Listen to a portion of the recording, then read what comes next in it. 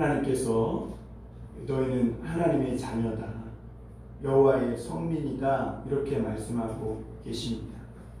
그리고 오늘 신명기 15장에서 면제년에 관한 안식년에 관한 규례를 말씀하시면서 우리 삶에서 흔히 발생할 수 있는 빚에 대한 이야기, 그리고 종에 대한 이야기를 하고 있는 것을 볼 수가 있습니다. 오늘날 자본주의 사회에서 오늘 이 말씀을 그대로 받아들이기는 쉽지 않을 것입니다. 그러나 오늘 우리가 이 말씀을 대하면서 깨달아야 할 것이 뭐냐면, 하나님의 사랑과 자비의 마음이 이 말씀 안에 담겨 있다는 것입니다. 아들은 아버지를 닮지요, 자녀는 부모를 닮게 되어 있습니다. 그래서 예수님은 이 땅에 계실 때 제자들에게 뭐라고 가르치셨냐면, 아버지와 나는 하나라 그랬어요. 아버지와 또 어머니와 그 자녀들은 따로 떨어져 두 객체인 것 같지만 사실 그들은 하나의 DNA로 연결되어 있는 것이죠. 예수님도 그래서 하나님 아버지와 하나라고 했습니다. 하나님께서 우리에게 너는 하나님의 자녀요 여호와의 성민이라 라는 그 말씀은 뭐냐면, 하나님의 그 성품이, 그 DNA가 너희에게도 있어야 한다는 것입니다. 왜냐하면 우리가 하나님의 자녀이기 때문에. 그래서 오늘 이런 말씀들은 너가 하나님의 자녀이고 하나님의 성민이라면 하나님의 성품을 닮은, 하나님과 닮은 그런 사람들이 되어야 한다는 것이죠. 내 말하는 것, 행동하는 것에 있어서 하나님의 그 거룩함이 나타나야 하는데, 그 거룩함이라는 것은 어떤 종교적인 행위로서 나타나는 것이 아니라 너의 실제 삶 속에서 어떻게 먹고 마시고, 어떻게 말하고 행동하고, 어떻게 물질을 관리하고, 또 다른 사람을 어떻게 대우하느냐, 그런 일상적인 평범한 삶에서 너의 거룩함이 나타난다, 이렇게 말씀하고 있는 것이죠. 그래서 오늘 이 신명기 15장 말씀은 우리에게 뭘 가르쳐 주냐면, 오늘 하나님의 자녀의 여호와의 성민이 우리의 삶을 통해 하나님의 그 자비하신 성품, 그 거룩하시고 사랑 많으신 성품이 나타나기를 원한다라는 말씀으로 받아들이면, 오늘날 우리가 살아가는 삶 속에서도 충분히 납득이 될 수 있는 그런 말씀이 될 줄 믿습니다. 첫째, 우리 1절 한번 보겠습니다. 매 7년 끝에는 면제하라. 면제의 규례는 이러하니라. 그의 이웃에게 부어준 모든 채주는 그것을 면제하고 그의 이웃에게나 그 형제에게 독촉하지 말지니 이는 여호와를 위하여 면제를 선포하였음이니라. 이 규례는 안식년에 관한 규례입니다. 그러니까 안식년은 안식일에서 또 연결되어 생각해 볼 수 있지요. 우리 믿는 그리스도인들은, 하나님의 자녀들은 6일을 일하고 7일째 안식하면 쉽니다. 그리고 6년 동안 부지런히 일하지만 7년째는 안식하고 쉬며, 나만 쉬는 게 아니라 땅도 쉬어서 땅에서 나는 소산물, 그냥 내가 경작하지 않고 농사짓지 않은 그 경작물을 먹으면서 1년을 지내도록 하게 합니다. 이것은 우리가 그냥 흘러갈 수 있는 그런 연대기 시간을 살고 있지만, 이렇게 하나님의 말씀을 따라서 살면 우리가 일반적인 삶에 그런 지나가는, 흘러버리는 세월, 그런 시간을 살아가는 것이 아니라 카이로스, 즉 하나님의 시간을 살아갈 수 있다는 것을 우리에게 가르쳐 주십니다. 우리가 이 땅에서 더 많이 벌고 쉬지 않고 열심히 일하면 더 많이 벌고, 7일째도 노동하면 더 많이 소유할 수 있겠지만, 그러나 우리는 6일을 열심히 일하고 7일째 쉼으로 말미암아 우리가 땅에 사는 사람들이지만 하나님의 시간에 맞춰서 살아가는 것이죠. 그리고 오늘 그런 우리들에게 하나님이 요청하시는 것이 뭐냐면 7년째는 면제해 주라는 거예요. 이 7년째는 면제년인데 이 빚을 진 사람들에게 그 빚을 면제해 주라는 거죠. 6년 동안 열심히 빚을 갚다가 갚지 못한 빚이 있거든 내 형제나 내 가까운 이웃들에게는 그 빚을 면제해 주라 이렇게 말합니다.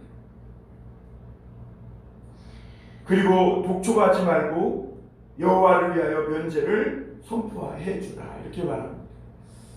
우리가 이 말씀을 어떻게 봐야 되냐면 우리가 사람이 살다가 이 빚을 지는 사람들 있지 않습니까? 이 빚은요 사람을 옮으시우는 것 같아요.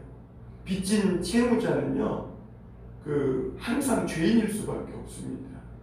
그래서 옛날에는 빚을 갚다 갚지 못하면 노예로 종으로 팔려가는 일들이 있었습니다. 그런데 오늘날도 뭐 시대적 문화 환경은 달라졌지만 오늘날도 빚을 갚지 못하면 그 사람은 종으로 전락하는 경우가 많아요. 그래서 암암리의 어두운 데서는 빚을 갚지 못하면 참 비극적인 일들이 일어나기도 하는 것이 사실입니다. 그런데 하나님은 내 형제가 빚을 갚다가 빚을 다 갚지 못하면 7년째에는 그 빚을 면제되었다고 선포해 주어라 이렇게 말합니다. 그렇게 해서 하나님의 자비하심과 용서하심이 너의 삶에 나타나도록 하라는 것입니다. 왜 하나님은 이렇게 말씀하시냐면 조금 전에도 말씀드렸지만 이 빚은 우리가 이 주님이 가르치신 기도에 보면 우리 죄를 내 죄를 사하여 준 것 같이 우리 죄를 사하여 주시옵고 이런 말씀이 있죠. 그러니까 주기도문에 보면 나에게 죄 지은 자를 내가 용서해 준 것 같이 내 죄를 용서하여 주옵시고 이렇게 기도하는 그 기도문이 있는데 주님이 가르쳐 주신 기도가 있는데 거기서 죄가 영어로 뭘로 번역되냐면 뎁트로 이렇게 번역되거든요. 이 뎁트는 뭐냐면 빚이라는 뜻이에요. 그러니까 영어 성경, 이 성경은요 빚과 죄를 연관지어 하나로 생각하고 있는 거예요. 그러니까 여기서 이 빚을 면제해 주라는 것은 단지 물질적인 빚만 얘기하는 게 아니라 나에게 죄 짓고 나에게 어떤 삶에 있어서 빚진 사람들을 용서해 주고 면제해 주라, 풀어 주라. 그래서 여기서 면제해 주라는 말씀은 릴리스나 리미션, 그러니까 풀어주고 해방시켜줘라 그렇게 말씀하고 있는 거예요. 그래서 단지 물질적인 것만 면제해줘라는 게 아니라 내 마음속에 가둬놓고 용서하지 못하고 있는 이런 사람들을 해방시켜주고 자유케 해줌으로 말미암아 하나님의 그 용서하심, 우리를 그토록 사랑하셔서 우리를 죄에서 해방시켜 주시고 우리를 그 1만 달란트 빚진 죄에서 용서해 주신 하나님의 그 사랑의 성품이 너의 삶에서 드러나게 하라, 그런 의미로 우리가 받아들여야 되는 것입니다. 그래서 여러분 우리가 그 누가복음 16장에 보면 불의한 청지기 비유가 있습니다. 그 불의한 청지기는요 주인이 자기를 곧 이렇게 해임할 것, 자를 것을 알고 나서 그 주인에게 빚진 자들을 돌아다니면서 다 빚을 탕감해 주는 것입니다. 그러니까 그 주인이 뭐라고 얘기하냐면 이 청지기가, 불의한 청지기가 굉장히 지혜롭다는 거예요. 사람들에게 그 빚을, 주인의 빚을 탕감해 줘가지고 그 마음을 다 주인께로 향하게 만든다는 것이죠. 그래서 빚의 자녀들이 이 자녀들보다 이 불의한 청지기가 더 지혜롭다 하면서 이상한 비유를 하고 있는데, 왜 그런 비유를 주님이 누가복음 16장에서 말씀하시냐면 이 불의한 청지기가 불의한 청지기임에도 불구하고 하나님의 그 근본적인 속성과 성품을 드러내는 행동을 했다는 것입니다. 그리고 마태복음에서도 보면 예수님이 1만 달란트 빚진 자에 대한 이야기를 해요. 한 사람이 1만 달란트 빚을 졌어요. 그러니까 갚을 길이 없어요. 1만 달란트 빚이라는 것은 엄청난 빚인 거예요. 한 달란트가 우리 그 월급과 같은데 1만 달란트 빚졌다니 그것은 사람으로서는 도저히 갚을 수 없는 빚을 말하는 거예요. 그런데 이 1만 달란트 빚진 자가 주인에게 하도 부탁을 해서 주인이 그 빚을 다 탕감해 주셨어요. 얼마나 자유합니까? 빚에서 모든 빚에서 탕감을 받았으니까. 그런데 이 어느 날 이 1만 달란트 빚진 자가 빚졌다가 탕감받은 자가 자기에게 100데나리온 빚진 자를 만난 거예요. 그런데 그 100데나리온 빚진 자를 막 멱살을 잡고 이놈아 네가 빚을 언제 갚을 거냐고 그러는 거예요. 그런데 주변 사람들이 그것을 보고 기가 찬 것이죠. 그래가지고 나중에 그 임금에게 가서 그 이야기를 했더니 임금이 다시 불러가지고 그 1만 달란트 빚진 자에게 네가 하도 하소연하길래 이렇게 1만 달란트 빚진 것을 탕감해 주었더니 너는 100데나리온 빚진 자에게 용서해 주지 못하고 옥죄이냐? 이 1만 달란트 빚진 자를 감옥에 다시 가둬라. 이렇게 말씀하시는 비유의 말씀을 볼 수가 있습니다. 이것은 뭘 말씀하는 거예요? 우리는 하나님께 갚을 수 없는 빚을 진 사람들입니다. 그런데 이 빚을 진 사람들이 나에게 그 빚진 그 빚을 다 갚지 못했다고 해서 그 100데나리온의 빚을 탕감해 주지 않는다면 너는 하나님께 그 1만 달란트 빚진 은혜를 아직 깨닫지 못한 자다라고 말씀하고 있는 것이죠. 요즘 우리나라가 그 코로나19로 어렵다 보니까 임대료에 대한 이야기가 많이 나옵니다. 이것이 이제 자영업자들이 임대를 해서 영업을 했는데 영업이 너무 안 되니까 은행의 빚은 쌓여가고 그래서 더 큰 빚을 지기 전에 이 영업하는 것을 문을 닫아야 되겠다 생각해 보니까 문을 닫으면 은행에서는 빚진 것을 당장 다 원금 이자까지 갚아야 되니까 자영업자들은 문을 닫지도 못하고 빚은 계속 쌓여만 가고 그러니까 이러지도 저러지도 못하는 완전히 풍전등화 같은 그런 상황에 갇혀버린 겁니다. 그런데 여러분 오늘날은 빚을 권하는 사회잖아요. 카드를 쓰라는 겁니다. 막 대출을 받으라는 빚을 지라는 거예요. 그런데 여러분 이 빚진 사회가 되면요. 그 사회는 혼란하고 죄가 어느 날인가는 폭발할 수밖에 없어요. 이 빚은 사람을 옴짝달싹 못하게 만들거든요. 저도 그 과거에 어떤 교회에서 사역하면서 이 사람 저 사람들에게 조금씩 꾼 빚이 늘어가지고 교회에서 그 많은 빚을 지다 보니까 이 분이 권사님인데도 신앙생활을 자유롭게 하지 못하는 거예요. 그리고 교회에 오면 늘 죄인 같은 거예요. 그리고 사람들 앞에 늘 죄인과 같고 그러니까 하고 싶은 말도 제대로 못하고 음식을 먹어도 마음껏 먹지 못하고 뭐 물건 하나 사는 것도 조심스럽고 그런 거죠. 그러니까 하나님은 그렇게 빚에 시달리는 자들이 너희가 살아가는 사회에서는 있어서는 안 된다는 거예요. 하나님은 빚을 갚다 갚지 못한 사람들은 그 빚을 너희가 탕감해 줘라. 왜냐하면 가난한 사람들은 항상 있거니와 너희가 이렇게 손을 움켜쥐지 말고 손을 펴서 그 빚진 자의 빚을 갚아줘라. 그래서 오늘 4절에 보면 이렇게 말하죠. 내가 만일 내 하나님 여호와의 말씀만 듣고 내가 오늘 내게 내린 그 명령을 다 지켜 행하면 내 하나님 여호와께서 내게 기업으로 주신 땅에서 내가 반드시 복을 받으리니 너희 중에 가난한 자가 없으리라. 대개 어떻게 부유하게 부자로 잘 사냐면 여러분 우리는 내가 나만 잘 살면 잘 살 것 같지만 세계적인 선진국을 보면요. 왜 선진국이냐면 부익부 빈익빈이 격차가 심하지 않은 겁니다. 그래서 빈부의 격차가 심하지 않은 나라가 선진국인 거예요. 우리가 이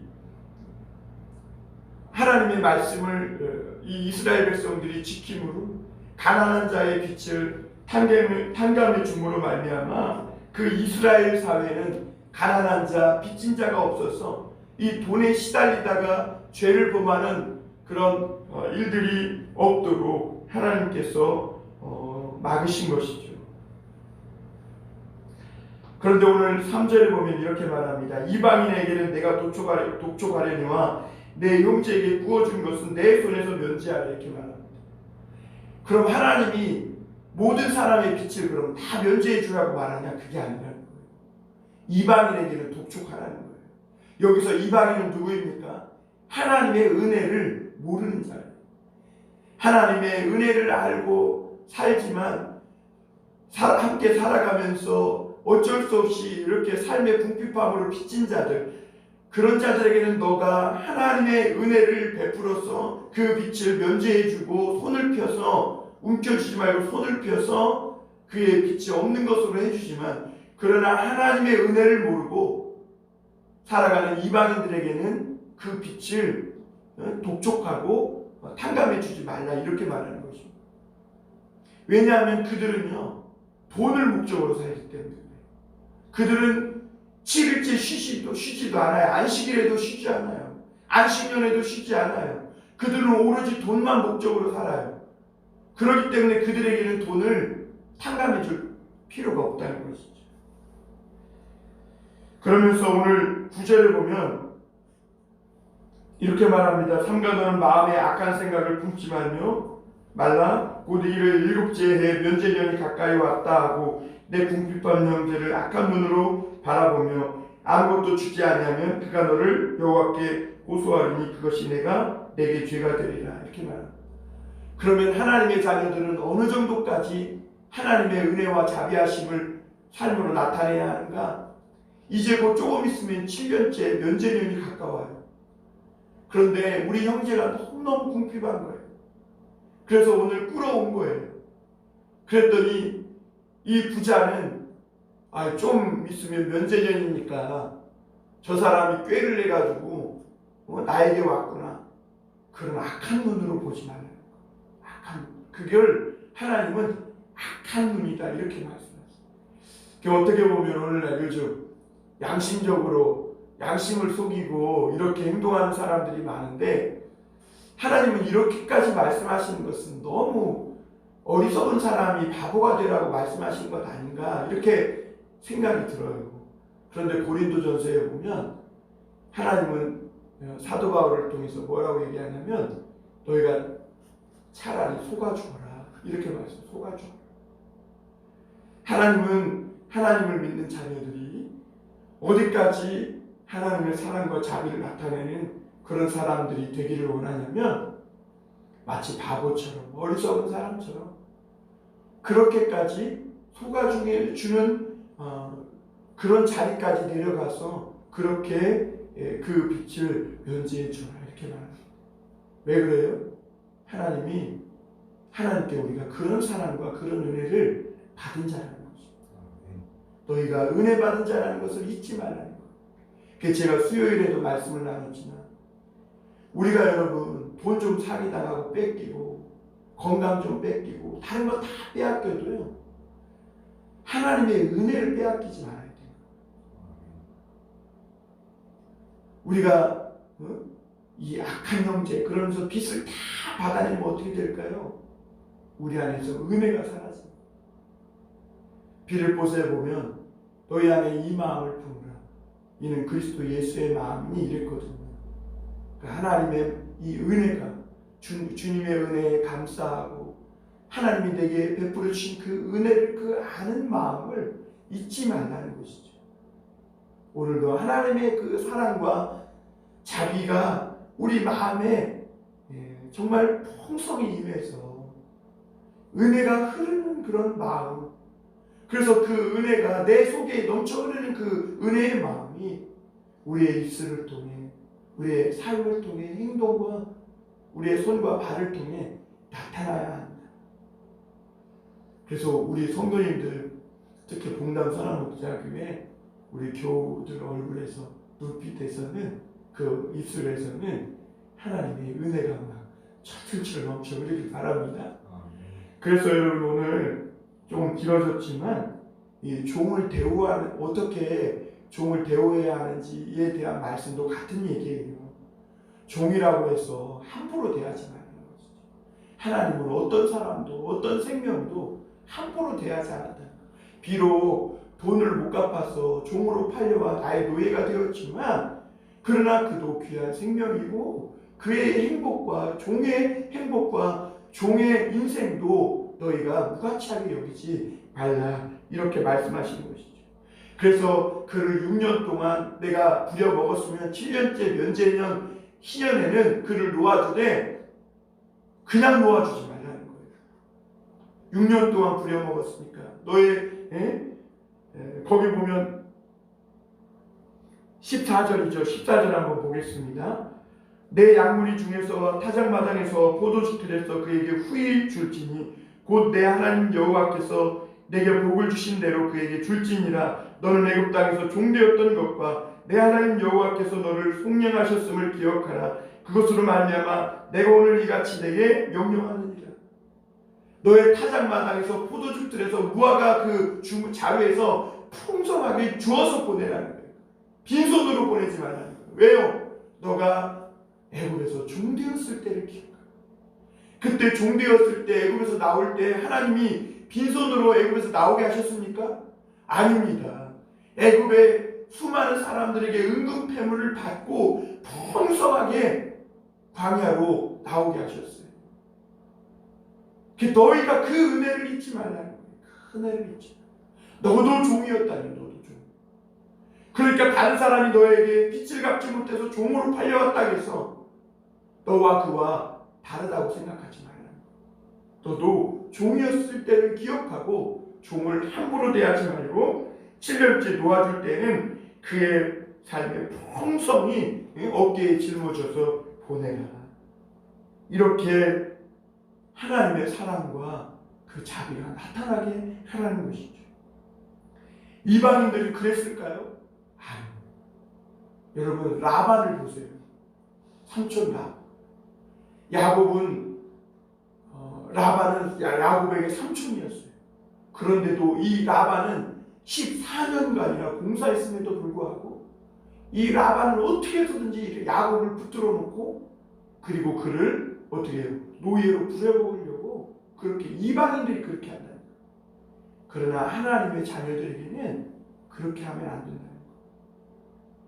거예요. 놓아줘도 그냥 놓아주는 게 아니라 풍성히 그의 어깨에 짊어주어서 그의 미래에 걱정하지 않도록 그렇게 내 손을 펴라. 여러분, 거룩은 뭡니까? 은혜로 넘치는 게 거룩이에요.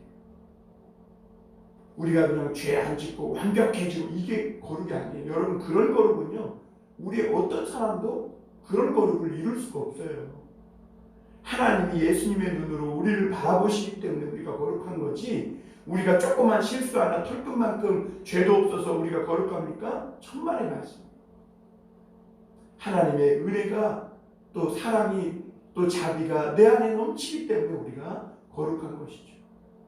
내가 거룩하니 너희도 거룩하라. 이 말씀은 결국 하나님의 그 본성, 우리 하나님의 그 성품, 그 본질, 그 사랑과 은혜가, 그 용서가 너의 삶에 풍성히 나타나도록 하라는 것입니다.